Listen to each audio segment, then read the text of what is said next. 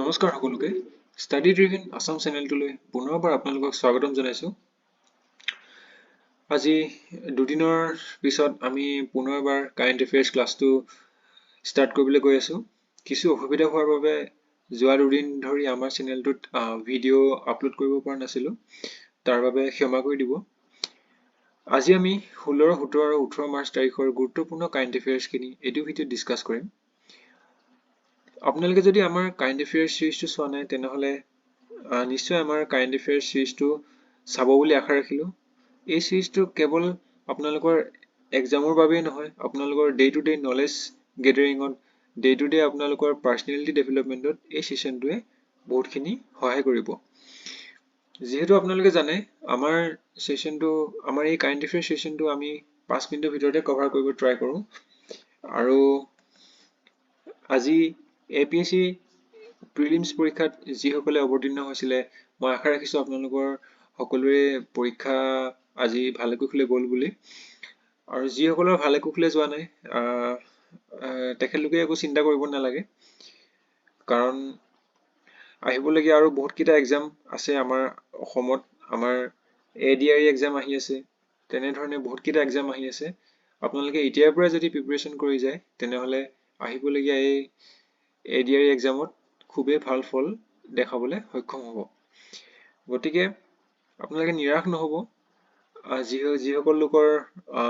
যিসকলে আজি ভাল পাৰফৰমেন্স দিব পৰা নাই বুলি ভাবিছে তেখেতলোকক কৈছো। ঠিক আছে, তেন্তে আমি পলম নকৰি আজি ক্লাছটো ষ্টাৰ্ট কৰো।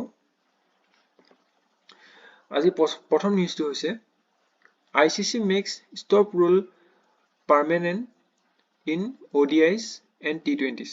ঠিক আছে, আপোনালোকে জানেনে ক্ৰিকেটত এটা ৰুল আছিলে, সেই ৰুলটো হৈছে ষ্টপ ৰুল।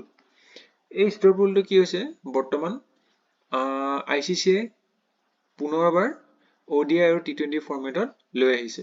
আৰু এই ষ্টপ ৰুলটোৰ মতে কি হ'ব, এই ষ্টপ ৰুলটোৰ মতে এটা অভাৰৰ মাজত আকৌ নেক্সট অভাৰটো বল কৰিবলৈ 60 সেকেন্ডছ দিয়া হ'ব। 60 সেকেন্ডছৰ ভিতৰত দ্বিতীয়টো অভাৰ ষ্টাৰ্ট কৰিব লাগিব। ঠিক আছে, বুজি পালে? প্ৰত্যেকটো অভাৰৰ মাজত 60 সেকেন্ডছ সমূহে দিয়া হ'ব, আৰু সেই 60 সেকেন্ডছ বা অৰ্থাৎ 1 মিনিটৰ ভিতৰতে তাৰ নেক্সট অভাৰটো ষ্টাৰ্ট কৰিব লাগিব।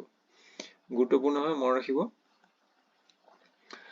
আৰু এটা কথা কৈ থওঁ, আপোনালোকে যিসকলে আজি APSC এক্সাম দিয়াও নাই তেখেতলোকে নিশ্চয় এবাৰ APSC পেপাৰখন চেক কৰিব।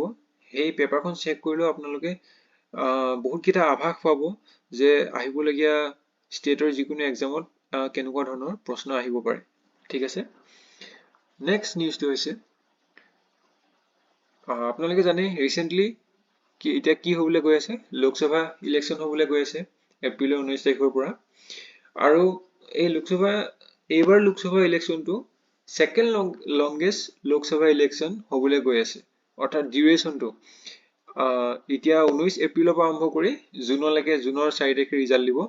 প্ৰায় 1.5 মাহ দিন ইলেকশ্যন হ'ব দেশৰ বিভিন্ন ৰাজ্যত। ঠিক আছে, ইয়াৰে আগতে প্ৰথম যেতিয়া জেনেৰেল ইলেকশ্যন আৰম্ভ হৈছিলে 1955ত, তেতিয়া 1955ৰ ছেপ্টেম্বৰৰ পৰা ফেব্ৰুৱাৰী 1956লৈকে ইলেকশ্যন হৈছিলে। প্ৰায় 6 মাহ লাগি গৈছিল ইলেকশ্যন কমপ্লিট কৰিবলৈ। আৰু তাৰপিছত সেয়া আটাইতকৈ দীঘল আছিলে। তাৰপিছত এইবাৰ যোনটো ইলেকশ্যন হ'ব লোকসভা ইলেকশ্যন, এইটো হ'ব ছেকেণ্ড লংগেষ্ট ডিউৰেশ্যন হ'ব। ঠিক আছে, মনত ৰাখিব। ইয়াৰ লগতে সাইমালটেনিয়াছ পোল অফ লোকসভা ইলেকশ্যন তলৰ এই 4খন ৰাজ্যতহে একেলগতে হ'ব, সাইমালটেনিয়াছ পোল হ'ব। ঠিক আছে, 1967লৈকে আমাৰ দেশত ওৱান নেশ্যন ওৱান ইলেকশ্যন এই যোনটো পলিচি এইটো চলি আহিছিলে, কিন্তু 1967ৰ পিছত প্ৰেচিডেণ্ট ৰুল হোৱাৰ কাৰণে বা অন্য কিবা অসুবিধাৰ কাৰণে এই ওৱান নেশ্যন ওৱান ইলেকশ্যন এই যোনটো পলিচি এইটো ব্ৰেক হৈ গৈছিলে। আৰু বৰ্তমান সাইমালটেনিয়াছ পোল লোকসভাৰ ইলেকশ্যনৰ এই তলৰ 4খনতহে কৰা হয়। আৰু এই তলৰ 4খন ষ্টেট হৈছে অন্ধ্ৰপ্ৰদেশ, উৰিষ্যা, ছিকিম আৰু অৰুণাচল প্ৰদেশ। ঠিক আছে, এইবছৰ লোকসভা ইলেকশ্যনৰ টোটেল ভোটাৰৰ সংখ্যা হৈছে 96.8 crore, আৰু ফাৰ্ষ্ট টাইম ভোটাৰ বা নিউ ভোটাৰ্ছ হৈছে 1.8 crores। ঠিক আছে, মনত ৰাখিব এই ইলেকশ্যনৰ ওপৰত কুৱেশ্যন অহা দেখা যায় যেনেদৰে আজি ইন্টাৰিম বাজেটৰ ওপৰত আজি APSC পেপাৰত খুবেই প্ৰশ্ন অহা দেখা গৈছিলে নেক্সট নিউজটোলৈ আহিছো সংগীতা কালানিধি এৱাৰ্ড 2024 এই বঁটা প্ৰদান কৰা হৈছে TM কৃষ্ণা নামৰ এগৰাকী ভোকেলিষ্টক ঠিক আছে সংগীতা কালানিধি এৱাৰ্ড আৰু এই এৱাৰ্ডটো প্ৰদান কৰে মিউজিক একাডেমি ঠিক আছে মনত ৰাখিব আপোনালোকে নিশ্চয় জানে যে কাৰেণ্ট এফেয়াৰ্সটো কিমান ইম্পৰ্টেন্ট হয় যিকোনো এটা কম্পিটিটিভ এক্সামিনেশ্যনৰ কাৰণে সেইকাৰণে মই আশা ৰাখিছো যে আপোনালোকে এই ভিডিঅ'টো নিজৰ ফ্ৰেণ্ড সাৰ্কেলৰ মাজত শ্বেয়াৰ কৰি দিব যাতে সকলোৱে এই কাৰেণ্ট এফেয়াৰ্সৰ এই সেশনটোৰ পৰা বহুতখিনি উপকৃত হ'ব পাৰে নেক্সট আমি ফৰ্থ নিউজটোলৈ আহিছো US Secretary of State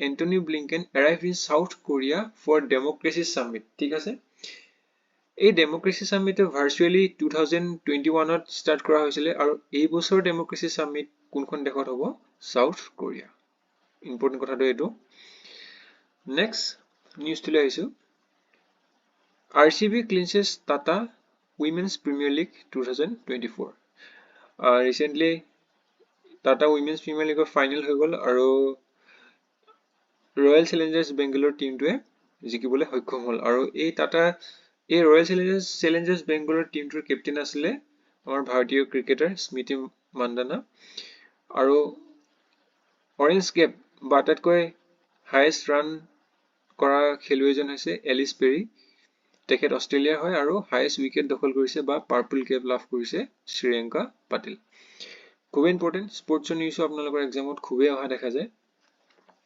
next নিউজটো হৈছে আপোনালোকে যদি আমাৰ এই কাৰেণ্ট এফেয়াৰ সিৰিজটো চাই আহিছে তেনেহলে নিশ্চয় জানিব যে নীতিন গাডকাৰীয়ে কি কৰিছিলে satellite base toll tax collection কৰিব বুলি ঘোষণা কৰিছিলে আৰু এই স্যাটেলাইট বেস টোল টেক্স কালেকশনত গগন অৰ্থাৎ GPS aided geo augmented navigation system এই সিস্টেমটো ইউজ কৰিব ঠিক আছে আপোনালোকৰ পৰীক্ষাত সুধিব পাৰে যে স্যাটেলাইট বেস টোল টেক্স কালেকশনত কি সিস্টেমটো ইউজ কৰা হৈছে তেনেহলে ক'ব লাগিব GPS aided geo augmented navigation system আৰু আজি সেশনটো হেখৰটো নিউজ চাও World's Monument Fund recently Tamil Nadu Kaju Valley watershed region এই ৰিজনটো propose কৰা হৈছে for nomination to World's Monument Fund Watch 2025 ঠিক আছে আজি সেশনটো আপোনালোকে চোৱাৰ কাৰণে বহুত বহুত ধন্যবাদ জনাইছো আপোনালোকে যদি আমাৰ চেনেলটো সাবস্ক্ৰাইব কৰা নাই তেনেহলে নিশ্চয় কৰি লব আৰু আমাৰ চেনেলৰ বাকিখিনি ভিডিও এবাৰ নিশ্চয় চেক আউট কৰিব মই আশা ৰাখিছো আজি ভিডিওটো আপোনালোকক বহুত উপকৃত কৰিব বুলি ঠিক আছে তেন্তে পুনৰ এটা ভিডিওত নিশ্চয় লগ পাম থ্যাংক ইউ